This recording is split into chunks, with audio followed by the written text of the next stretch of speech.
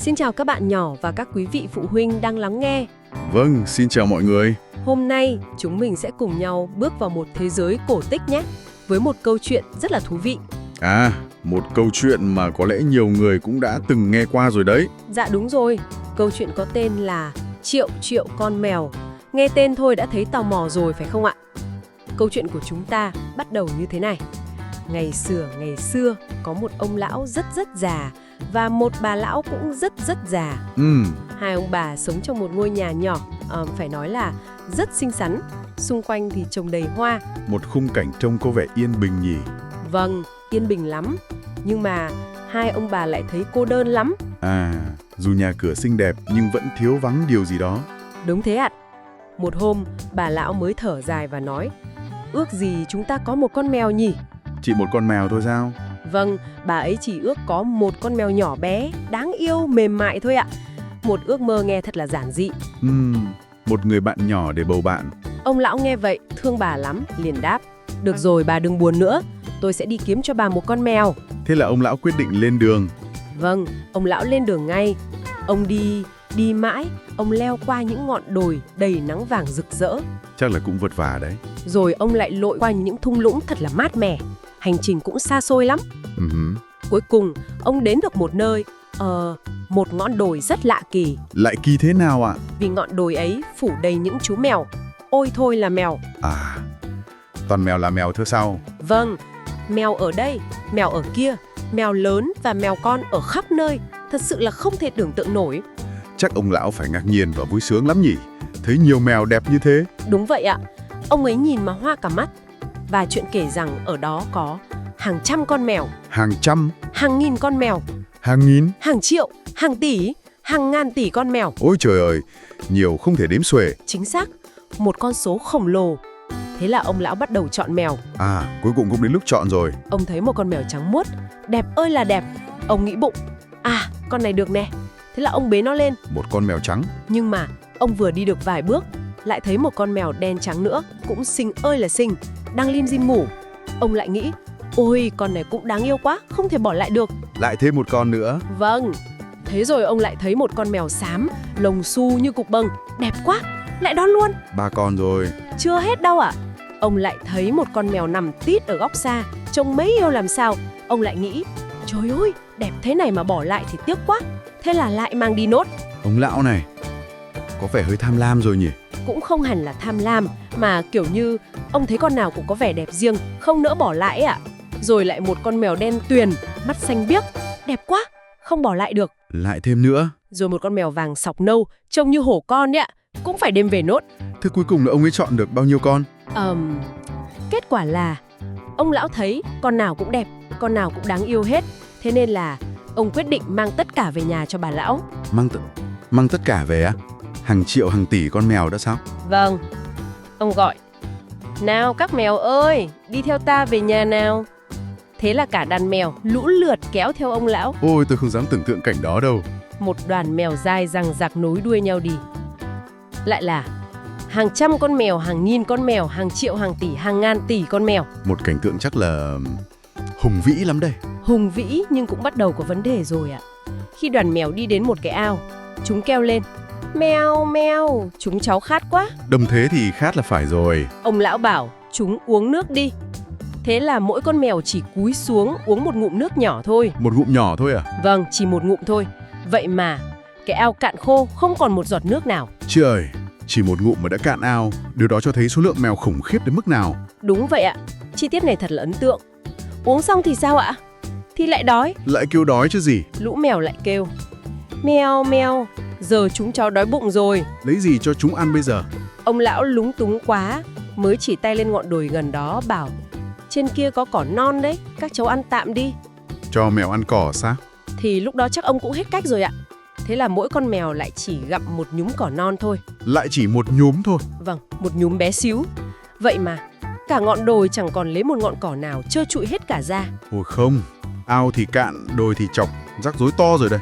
Đúng lúc ấy thì bà lão ở nhà sốt ruột quá, chạy ra ngõ xem ông lão đã về chưa. Và bà nhìn thấy cả một biển mèo đang tiến về nhà. Chính xác. Bà lão hốt hoảng kêu lên, ông ơi, ông đang làm gì thế kia? Trời đất ơi, tôi chỉ xin ông một chú mèo nhỏ thôi mà. Mà bây giờ tôi thấy gì đây? Ôi không, mèo ở đây, mèo ở đó, mèo lớn, mèo bé khắp nơi. Bà ấy cũng lặp lại cái điệp khúc về số lượng mèo rồi. Vâng, bà cũng kêu lên. Hàng trăm con mèo, hàng nghìn con mèo, hàng triệu, hàng tỷ, hàng ngàn tỷ con mèo. Bà ấy chắc phải lo lắng lắm. Lo chứ ạ? Bà nói, trời ơi ông, chúng ta làm sao mà nuôi nổi chừng ấy mèo cơ chứ? Đúng là một vấn đề thực tế.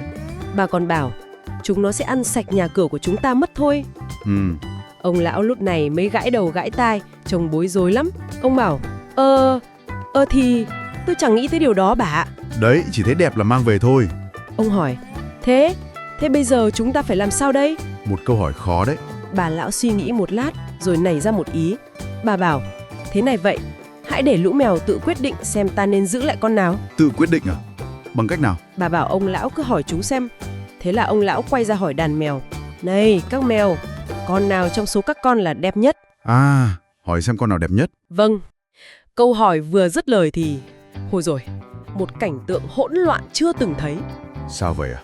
Mỗi một con mèo trong số hàng triệu, hàng tỷ, hàng ngàn tỷ con mèo ấy đều nhảy dựng lên, gào to, cháu đây, cháu mới là đẹp nhất. Không, phải là cháu. Trời ơi, con nào cũng tự cho mình là đẹp nhất. Đúng thế. Chúng bắt đầu cãi nhau inh ỏi. Rồi từ cãi nhau chuyển sang cắn xé, cào cấu nhau túi bụi. Một cuộc chiến giành sắc đẹp sao? Thật là hỗn loạn. Ông bà lão chắc sợ lắm. Sợ quá chứ ạ. Tiếng mèo gào, tiếng cào cấu, tiếng gầm gừ vang trời. Ông bà lão phải vội vàng chạy vào nhà, đóng chặt cửa lại. Phải trốn vào nhà thôi. Họ đứng trong nhà nghe ngóng. Tiếng ồn ào bên ngoài cứ kéo dài mãi. Nhưng rồi, bỗng nhiên, im bặt. Im lặng hoàn toàn à? Vâng, một sự im lặng đến đáng sợ. Ông bà lão đợi một lúc rồi mới dám hé cửa nhìn ra ngoài. Và họ thấy gì? Chẳng thấy gì cả. Không còn một con mèo nào hết. Sân vườn trống trơn. Không một con nào ư? Chúng đi đâu hết rồi? Vâng, thật là đáng buồn. Ông bà lão nhìn quanh quất, vẫn không thấy con mèo nào. Họ nghĩ rằng mọi chuyện đã kết thúc và họ lại chỉ có hai người cô đơn như trước. Nhưng mà có lẽ vẫn còn hy vọng chứ? Đúng vậy ạ.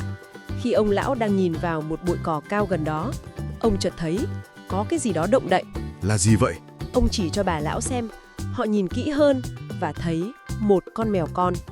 Một con mèo con nhỏ xíu, trông rất sợ hãi, đang ngồi thu lu một mình trong bụi cỏ. À, vẫn còn sót lại một con. Vâng, một sự tương phản hoàn toàn với cái đám đông hỗn loạn lúc nãy. Ông bà lão vội chạy đến, nhẹ nhàng bế chú mèo con lên. Chú mèo đó trông thế nào? Nó gầy gò lắm, lông thì bết lại, trông thật là tiều tụy và đáng thương. Tội nghiệp quá. Bà lão suýt xoa, ôi mèo con tội nghiệp của tôi. Ông lão cũng nói, đúng là một chú mèo con đáng yêu. Họ mới hỏi chú mèo, mèo con ơi, tại sao cháu lại ở đây một mình? Sao cháu không đi cùng những con mèo kia? Chú mèo trả lời sao?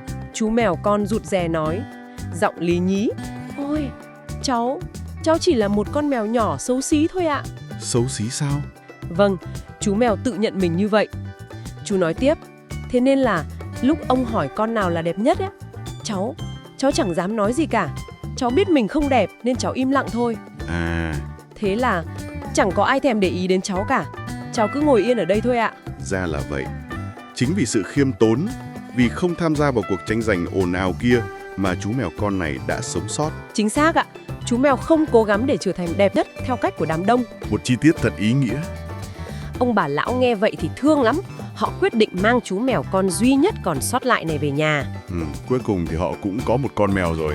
Vâng, họ mang chú mèo vào nhà, tắm rửa cho nó thật sạch sẽ bằng nước ấm. Chắc là chú mèo thích lắm. Rồi họ lấy lược trải bộ lông bết dính của nó cho đến khi nó trở nên mềm mại, óng mượt. Chăm sóc thật cẩn thận. Mỗi ngày, họ đều cho chú mèo uống thật nhiều sữa tươi ngon lành. Được yêu thương, chăm sóc.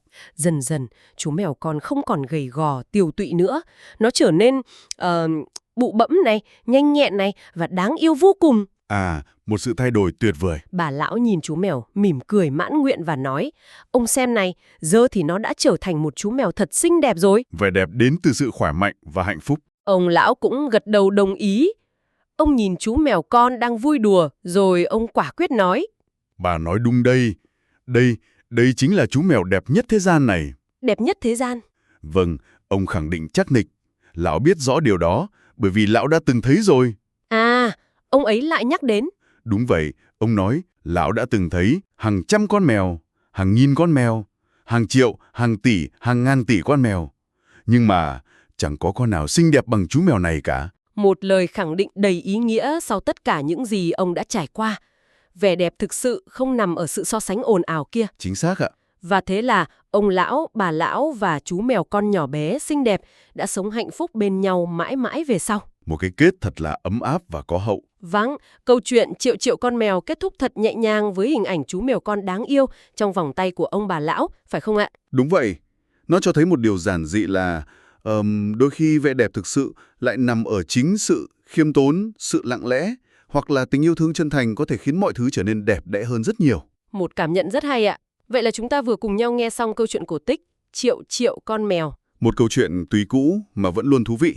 Thay mặt những người thực hiện chương trình, xin được gửi lời cảm ơn chân thành nhất đến các bạn nhỏ, các quý vị phụ huynh đã chú ý lắng nghe câu chuyện ngày hôm nay. Vâng, xin cảm ơn mọi người. Mong rằng câu chuyện đã mang đến cho mọi người những giây phút thư giãn và vui vẻ. Xin chào tạm biệt và hẹn gặp lại. Xin chào.